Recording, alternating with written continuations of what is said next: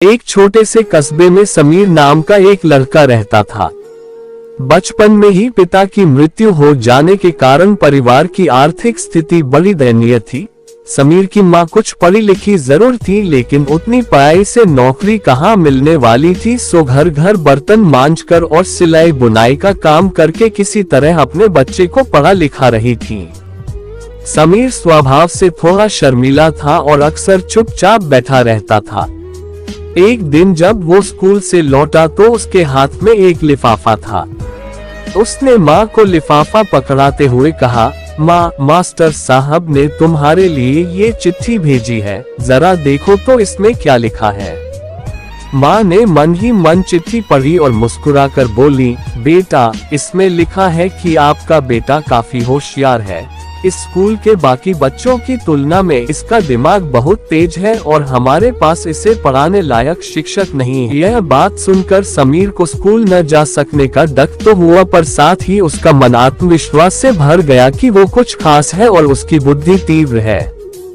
माँ ने उसका दाखिला एक अन्य स्कूल में करा दिया। समय बीतने लगा। समीर ने खूब मेहनत से पढ़ाई की। आगे चलकर उसने सिविल सर्विसेज परीक्षा भी पास की और IAS ऑफिसर बन गया। समीर की मां अब बूढ़ी हो चुकी थी और कई दिनों से बीमार भी चल रही थी और एक दिन अचानक उनकी मृत्यु हो गई। समीर के लिए ये बहुत बड़ा आघात था। वो बिलख बिलख कर रो पड़ा। उससे समझ नहीं आ रहा था कि अब अपनी माँ के बिना वो कैसे जिएगा। रोते रोते ही उसने माँ की पुरानी अलमारी खोली और हाथ में उनकी माला, चश्मा और अन्य वस्तुएं लेकर चुनने लगा। उस अलमारी में समीर के पुराने खिलौने और बचपन के कपड़े तक संभाल कर रखे हुए थे। समीर एक एक कर सारी चीजें निकालने लगा और तभी उसकी नजर एक पुरानी चिट्ठी पर पड़ी।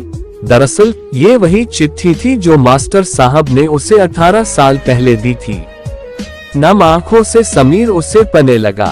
आदरणीय अभिभावक, आपको बताते हुए हमें अफसोस हो रहा है कि आपका बेटा समीर पढ़ाई में बेहद कमजोर है और खेल कूद में भी भाग नहीं लेता है। जान पड़ता है कि उम्र के हिसाब से समीर की बुद्धि विकसित नहीं हो पाई है, अतः हम इसे अपने विद्यालय में पढ़ाने में असमर्थ हैं। आपसे निवेदन है कि समीर का दाखिला किसी मंदबुद्धि विद्यालय में कराएं अथवा खुद घर पर रखकर इसे पाएं।